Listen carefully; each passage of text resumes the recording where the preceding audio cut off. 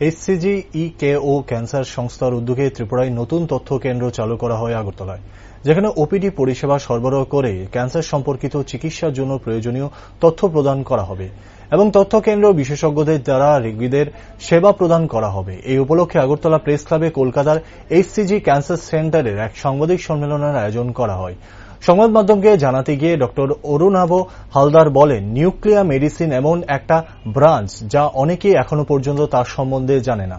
সাধারণত ক্যান্সার হলে আতঙ্ক হয়ে পড়েন মানুষ এবং ভাবে হয়তো তারা আর বাঁচবে না, কিন্তু এই জিনিসটার ভয় ভীতি দূর করে দিয়েছে নিউক্লিয়ার মেডিসিন।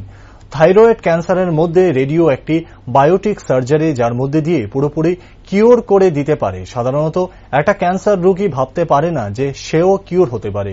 ক্যান্সার হওয়া রোগী সহ তার পরিবার পরিজন একটা ভয়ের মধ্যে বসবাস করে যে আর কয়েকদিন সে বাঁচবে। Consultant nuclear medicine HCG-EKO cancer centre Kolkata. Nuclear medicine এর ব্রাঞ্চ যেটা সবাই এখনো অতটা জানে না, specially eastern part of the country. এটা একটা অনেকই রিসেন্ট টেকনোলজিক্যাল ব্রাঞ্চ, যেখানে নর্মালি কি হয় কি ক্যান্সার যখনই পেশেন্টের হয়, পেশেন্ট আতঙ্ক হয়ে চলে যায় আর ভাবে যে এখন এবার আমি বাঁচবো না। কিন্তু এই জিনিসটাকে রেভলিউশনাইজ করে দিয়েছে নিউক্লিয়ার মেডিসিন।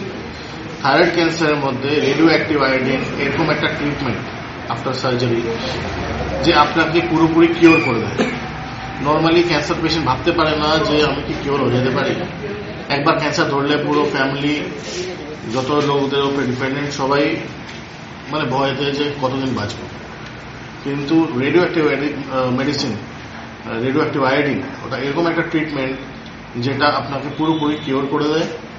আর আপনাকে ফলো আপে রাখলে আমরা দেখি যে লাইফ টাইমে ওর মাধ্যমে কখনো মৃত্যু হয় না।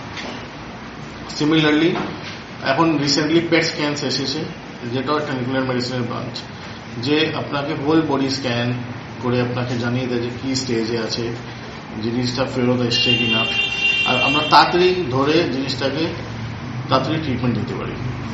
এই জিনিসটা এখন নর্থ ইস্টের লোক আমি দেখেছি, যখন আমি অ্যাপোলো হসপিটাল চেন্নাইতে ছিলাম, যে সব পেশেন্টরা সাউথে যাচ্ছে, বা যখন আমি দিল্লিতে ছিলাম সবাই দিল্লিতে দৌড়াচ্ছে। সেটা দেখে আমি নিজস্ব কলকাতা ছেড়ে দেখে আমি দেখলাম যে এত ট্রাফিক, এত লোকজন কেন এত দূরে জমি টমি বিক্রি করে সবকিছু করে এই ট্রিটমেন্টটা নিতে হয়ে যাবে। তখন আমি এখানে এসেছি অ্যান্ড ওই ফ্যাসিলিটিটা আমি এখানে আগরতলা দিতে চাই, যে পেশেন্ট থাইরয়েড ক্যান্সার যদি কখনো হচ্ছে তো আতঙ্ক ভয় পাওয়ার কিছু নেই।